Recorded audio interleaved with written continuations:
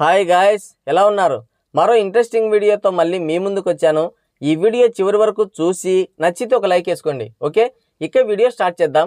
ఎన్నికల సీజన్ కావడం, IPL matches ఉండడం వల్ల టాలీవుడ్ ఇండస్ట్రీ నుండి చిన్న పెద్ద అనే తేడా లేకుండా ఏ సినిమాలు రిలీజ్ కాలేదు. ముఖ్యంగా ఈ పొలిటికల్ ఇష్యూస్ వల్ల సినిమాపై ఎఫెక్ట్ పడుతుందని కొందరు, ఈ ఎలక్షన్ ఫీవర్లో సినిమాలు ఎవడు చూస్తాడని మరికొందరు వాయిదా వేసుకున్నారు.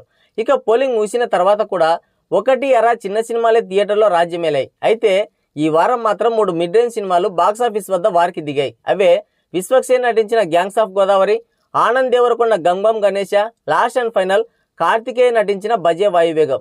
అయితే 3 సినిమాలు రిలీజ్ అయినా వాటిల్లో విశ్వక్సేన్ గ్యాంగ్స్ ఆఫ్ గోదావరికి ఎక్కువ క్రేజ్ ఉంది. ట్రైలర్ మెజారిటీ వర్గాన్ని మెప్పించడం, ప్రీ రిలీజ్ ఈవెంట్కి బాలయ్య రావడం సినిమా ప్రమోషన్స్కి బాగా హెల్ప్ అయింది. ఒక విధంగా ఫ్రీ పబ్లిసిటీ వచ్చేసింది. ఇక ఆనంద్ దేవరకొండ మూవీకి సెకండ్ ప్లేస్ దక్కింది. ఇది కూడా ట్రైలర్ బాగుండడం, బేబీ లాంటి బ్లాక్ బస్టర్ సినిమా తర్వాత వస్తున్న మూవీ కావడంతో ఈ సినిమాపై కూడా కొంత అటెన్షన్ ఏర్పడింది. ఇక కార్తికేయ నటించిన బజే వాయువేగం మూవీకి ట్రేడ్లో ఎలాంటి బజ్ లేదు. అసలు ఈ మూవీ రిలీజ్ అవుతుందో లేదో కూడా తెలియని పరిస్థితి. దాంతో ఈ సినిమాపై ఆడియన్స్ పెద్దగా ఇంట్రెస్ట్ చూపించలేదు. రిలీజ్ అయిన తర్వాత టాక్ను బట్టి చూడొచ్చులే అనుకున్నారు. సో మొత్తానికైతే రిలీజ్కి ముందు గ్యాంగ్స్ ఆఫ్ గోదావరికి మంచి బజ్ ఉండేది ట్రేడ్లో. ఇప్పుడు 3 సినిమాలు రిలీజ్ అయ్యాయి. ఆడియన్స్ నుండి ఫైనల్ టాక్ కూడా వచ్చేసింది. మరి 3 సినిమాల్లో మీరు ఏ సినిమాకి ఎక్కువ ప్రిఫరెన్స్ ఇవ్వచ్చు? ఈ వారం మీరు సినిమా చూడాలంటే ది బెస్ట్ ఛాయిస్ ఏదనేది ఇప్పుడు చూద్దాం. నెంబర్ 1 గమ్ గమ్ గణేశ. ఈ సినిమా స్టోరీ చూద్దాం ఒకసారి. ఈ సినిమాలో హీరో పేరు గణేష్. గణేష్ ఒక అనాథ. తన ఫ్రెండ్తో కలిసి చిన్న చిన్న దొంగతనాలు చేస్తుంటాడు. దొంగే అయినా మనోడికి ఒక లవర్ కూడా ఉంటుంది. తను గణేష్కి హ్యాండ్ ఇచ్చి మంచి డబ్బున్న వాడితో వెళ్ళిపోతుంది. ఇక డబ్బే అన్నింటికి మూలమని మనోడు ఫిక్స్ అవుతాడు. అందుకే ఇలాంటి చిల్లర దొంగతనాలు ఎన్ని రోజులు చేయాలి, ఏదైనా పెద్దగా చేసి కోట్లు సంపాదించి సెటిల్ అయిపోవాలనుకుంటాడు. సినిమా కాబట్టి డబ్బు సంపాదించాలనుకునేసరికి అతనికి ఒక బంపర్ ఆఫర్ వస్తుంది. కోట్లు విలువ చేసే వజ్రాన్ని దొంగిలించాలని ఒక డీల్ని ఆఫర్ చేస్తారు. కానీ మన హీరో అత్యాశకు పోయి దొంగతనం చేసిన వజ్రాన్ని తానే అమ్మి డబ్బు సంపాదించాలని కక్కుర్తి పడతాడు. దొంగతనం చేసిన వజ్రాన్ని చెన్నై తీసుకెళ్తుండగా పోలీసులు చెకింగ్ చేస్తుండడంతో భయపడి ఆ వజ్రాన్ని అటుగా వెళ్తున్న భారీ వినాయకుడి విగ్రహం తొండంలో వేస్తాడు. నంద్యాల ఎమ్మెల్యే అభ్యర్థి కిషోర్ రెడ్డి చెప్పాడని ఆ వినాయకుడి విగ్రహాన్ని ముంబైలో ప్రత్యేకంగా ఆర్డర్ చేయించి ఊరికి తీసుకొస్తుంటాడు రౌడీ రుద్ర. అయితే కిషోర్ రెడ్డి ఊరికి వెళ్లాల్సిన విగ్రహం తన ప్రత్యర్థి రాజకీయ నాయకుడున్న రాజావారిపల్లెకి వెళ్తుంది. ఇంతకీ ఆ విగ్రహంలో ఏముంది? కిషోర్ రెడ్డి అంత ప్రత్యేకంగా ఆ విగ్రహాన్ని తయారు చేయించడం వెనుక కారణం ఏంటి? వినాయకుడి విగ్రహంలో ఉండిపోయిన వజ్రాన్ని గణేష్ ఎలా తిరిగి సంపాదించాడనేది మిగతా స్టోరీ. క్రైమ్ ఎలిమెంట్కి కామెడీని యాడ్ చేసి మెప్పించే ప్రయత్నం చేశాడు డైరెక్టర్. కామెడీ విషయంలో అయితే దాదాపుగా సక్సెస్ అయ్యాడనే చెప్పాలి. అది కూడా వెన్నెల కిషోర్ కామెడీ ట్రాక్ వరకే. మిగతా కామెడీ అంతా తేలిపోయింది. చిల్లర దొంగతనాలు చేసే హీరో కోట్లు విలువ చేసే వస్తువుని కొట్టేసి దాన్నో చోట దాచిపెట్టడం, దాని వెనక అనేక తంటాలు పడి ఎన్నో సమస్యలు ఫేస్ చేసి చివరికి దాన్ని దక్కించుకోవడం. ఈ ఫార్మాట్లో ఎన్నో సినిమాలు వచ్చాయి. వాటిని చూసి మనం విసిగెత్తిపోయాం కూడా. సినిమా స్టార్టింగ్లోనే ఒక చిల్లర దొంగగా ఆనంద్ దేవరకొండ క్యారెక్టర్ని ఎస్టాబ్లిష్ చేసి స్టోరీని రన్ చేశాడు.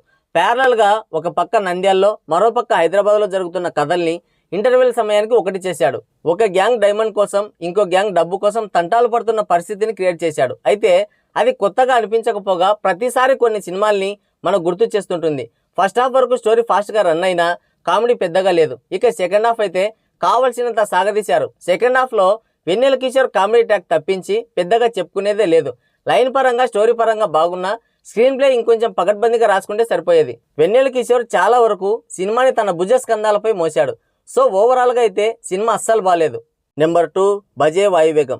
RX-100 తర్వాత వరుస డిజాస్టర్తో సతమతమవుతున్న కార్తికేయ మళ్ళీ బెదుర్లంక మూవీతో సక్సెస్ ట్రాక్లో పడ్డాడు. ఇప్పుడు బజే వాయువేగం మూవీతో మళ్ళీ వచ్చాడు. ముందుగా ఈ సినిమా కథ విషయానికి వస్తే హీరోని పోలీసులు అరెస్ట్ చేసి పోలీస్ స్టేషన్లో కూర్చోబెట్టే సీన్తో మూవీ స్టార్ట్ అవుతుంది. అక్కడ నుండి స్టోరీ ఫ్లాష్ బ్యాక్లోకి వెళ్తుంది. ఈ సినిమాలో హీరో పేరు వెంకట్. వెంకట్ తల్లిదండ్రులు వ్యవసాయంలో నష్టాలు రావడంతో వాటిని తీర్చలేక ఆత్మహత్య చేసుకుంటారు. దాంతో అనాథైన వెంకట్ను తండ్రి స్నేహితుడు లక్ష్మయ్య చేరదీసి తన కొడుకు రాజుతో పాటే పెంచి పెద్ద చేస్తాడు. క్రికెటర్ అవ్వాలనుకుని వెంకట్, మంచి ఉద్యోగం సంపాదించాలని రాజు ఇద్దరు హైదరాబాద్ వస్తారు. కానీ కొందరు చేసిన మోసాల వల్ల ఇద్దరు తాము అనుకున్నది సాధించలేకపోతారు. దాంతో తండ్రికి ఉద్యోగం చేస్తున్నామని చెప్పి బెట్టింగ్లు వేస్తుంటారు. ఒకసారి వాళ్ళ నాన్నకి ఆరోగ్యం బాగోలేక ఆపరేషన్ చేయాల్సి వస్తుంది. దానికోసం లక్షలు ఖర్చు అవుతుందని చెప్తాడు డాక్టర్. దాంతో విలన్ డేవిడ్ దగ్గర క్రికెట్ బెట్టింగ్ వేస్తాడు వెంకట్. ఆ బెట్టింగ్లో వెంకట్ గెలిచినా ఆ డబ్బు ఇవ్వకుండా తననే తిరిగి 40 లక్షలు కట్టాలని బెదిరించి వెళ్తాడు డేవిడ్. ఇక వెంకట్ చేసేదేమి లేక డేవిడ్ కొనుక్కున్న కొత్త కార్ని కొట్టేస్తాడు. అయితే ఆ కారులో డేవిడ్కి చెందిన 8 కోట్లతో పాటు 5,000 కోట్ల హవాలాకు చెందిన 2,000 రూపాయల నోటు కూడా ఉంటుంది. దానికి తోడు అదే కారులో డేవిడ్ అన్న మేయర్ జార్జ్ కొడుకు శివం కూడా ఉంటుంది. దీంతో ఆ కారు కోసం డేవిడ్ తన మనుషులతో వెంకట్ వెంట పడతాడు. ఒకవైపు డేవిడ్ గ్యాంగ్, మరోవైపు కనిపించకుండా పోయిన మేయర్ కొడుకు కోసం పోలీసులు వెంట పడుతుంటారు. మరి వారి నుంచి ఎలా తప్పించుకున్నాడు, తన తండ్రిని ఎలా కాపాడుకున్నాడు అనేదే మిగతా స్టోరీ. ఈ సినిమా గురించి ఒక మాటలో చెప్పాలంటే తండ్రి సెంటిమెంట్కి ఒక క్రైమ్ ఎలిమెంట్ని జోడించి తీసిన మూవీ బజే వాయువేగం. ఇది కథపరంగా చూస్తే ఒక మంచి యాక్షన్ థ్రిల్లర్. కానీ థియేటర్లో సినిమా చూస్తున్నప్పుడు మాత్రం స్క్రీన్ ప్లే దారి తప్పినట్లు అనిపించింది. పరమ రొటీన్ కాన్సెప్ట్గా మారిపోయింది. కొంత action episode and interval twist మాత్రం బాగుంటాయి. హీరో ఫ్లాష్ బ్యాక్, తల్లిదండ్రులు చనిపోవడం, లక్ష్మయ్య తనని చేరదీయడం ఇలాంటి అంశాలతో స్లోగా కథలోకి తీసుకెళ్లి డేవిడ్ జార్జిల విలనిజాన్ని ఓ రేంజ్లో ప్రజెంట్ చేసి మనకు మంచి ఇంట్రెస్ట్ క్రియేట్ చేస్తారు. ఆ తర్వాత హీరో వారి దగ్గర బెట్టింగ్ వేయడం, గెలవడం, వాళ్ళు డబ్బులు ఇవ్వకపోవడంతో డేవిడ్ కార్ని దొంగిలించడం, ఇక్కడ నుంచి సినిమా వేగం పుంజుకుంటుంది. అయితే కథలో మంచి ట్విస్టులు, ఆడియన్స్ని ఎంగేజ్ చేసే స్కోప్ ఉన్నా కూడా దర్శకుడు దాన్ని పట్టించుకోలేదు. ఎన్ని సమస్యలు చుట్టుముట్టినా హీరో వాటిని ఎదుర్కొంటాడని మనకు ముందే తెలుసు. కానీ అవి మనం ఊహించినంత సులువుగా ఉంటే మాత్రం సినిమాపై మనకున్న ఇంట్రెస్ట్ తగ్గిపోతుంది. ఇక్కడ కూడా అదే జరిగింది. సెకండ్ హాఫ్లో మంచి action sequences and engaging screen ప్లేతో ఆడియన్స్ని కూర్చోబెట్టకుండా సినిమాని ఒకే చోట తిప్పి కలగాపులగం చేశాడు. ఇంకోటి లవ్ ట్రాక్. ఈ లవ్ ట్రాక్ ఓ దండం. నాసిరకమైన లవ్ స్టోరీ ఇది. బలవంతంగా ఇరికించారు. మరీ ముఖ్యంగా క్లైమాక్స్ అయితే చాలా పేలవంగా తీశారు. సెకండ్ హాఫ్ అంతా స్లోగా ఉన్నా కనీసం ప్రీ క్లైమాక్స్ నుండి సినిమా పైకి లేస్తుందేమో అంటే అది లేదు. క్లైమాక్స్ చాలా డిసప్పాయింట్ చేస్తుంది.